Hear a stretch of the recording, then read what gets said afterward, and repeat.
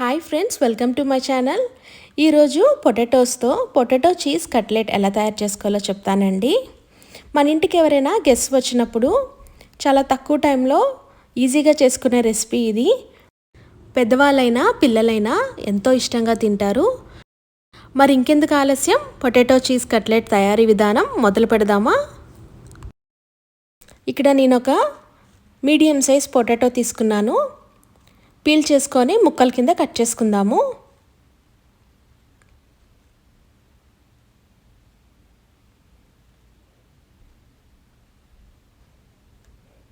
ఇప్పుడు ఒక వెజల్ తీసుకొని అందులో వాటర్ పోసుకొని మనం కట్ చేసి పెట్టుకున్న పొటాటో పీసెస్ వేసి కాసేపు బాయిల్ చేసుకుందామండి. ఒక 10 నిమిషాల తర్వాత పొటాటో ఉడికిందో లేదో చెక్ చేసుకుందాము. పొటాటో ఉడికింది కదా, ఇప్పుడు కాసేపు చల్లారి పెట్టుకొని పొటాటో పీసెస్ని బౌల్లో తీసుకుందాము. ఇప్పుడు ఉడకపెట్టిన పొటాటో ముక్కల్ని స్మాషర్తో సాఫ్ట్గా స్మాష్ చేసుకోవాలి.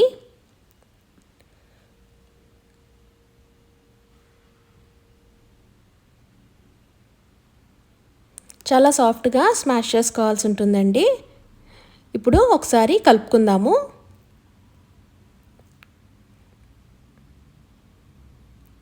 ఇందులో నేను 1/2 కప్పు మైదా యాడ్ చేస్తున్నాను.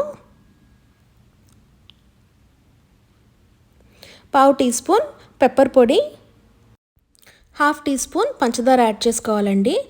పొటాటోలో పంచదార యాడ్ చేయడం వల్ల కట్లెట్ మరింత టేస్ట్ ఉంటుంది.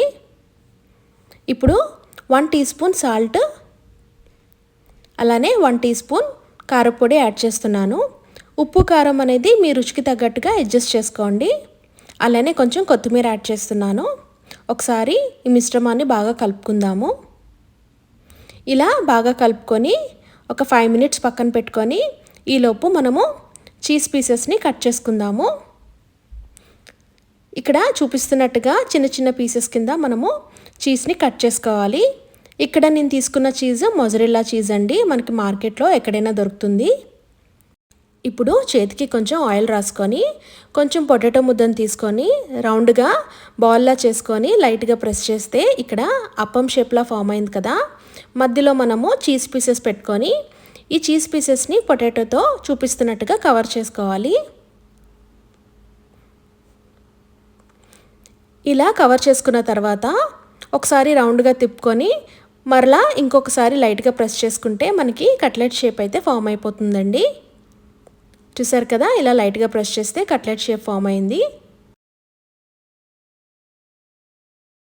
ఇదే విధంగా మనము కట్లెట్ షేప్స్ అన్ని ఫామ్ చేసుకుందామండి.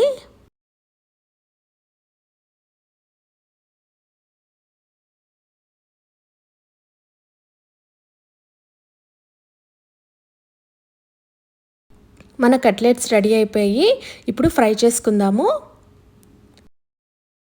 స్టవ్ మీద ప్యాన్ పెట్టుకొని 1 కప్ ఆయిల్ పోసుకొని మీడియం ఫ్లేమ్లో ఆయిల్ని వేడి చేసుకుందాము. ఆయిల్ వేడెక్కిన తర్వాత మనం ప్రిపేర్ చేసుకున్న కట్లెట్స్ని 1 బై 1 డ్రాప్ చేసుకొని ఫ్రై చేసుకోవాల్సి ఉంటుందండి.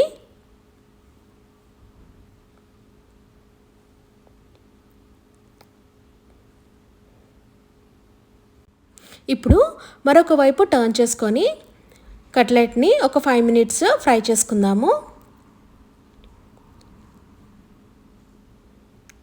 ఇలా కట్లెట్ 2 వైపులా బాగా ఫ్రై అవ్వాలండి, లేకపోతే పొటాటో మనకి పచ్చిగా ఉంటుంది.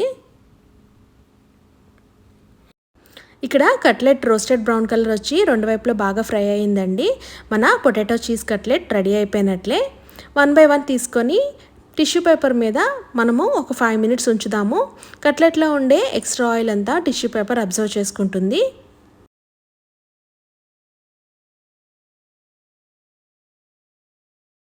ఎంతో tasty and easy potato cheese cutlet ready అయిపోయినట్లే. ఇది మనము హనీ మస్టర్డ్ సాస్తో కానీ టొమాటో కచప్తో కానీ సర్వ్ చేసుకుంటే చాలా టేస్టీగా ఉంటుంది. పిల్లలు చీజ్ బాగా ఇష్టపడతారు కదా. ఇది స్కూల్ నుండి వచ్చే పిల్లలకి ఈవినింగ్ స్నాక్ కింద పెట్టండి, ఎంతో ఇష్టంగా తింటారు.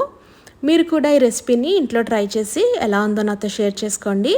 మరిన్ని ఇంట్రెస్టింగ్ రెసిపీస్కి please like, share and subscribe to my channel. Thank you.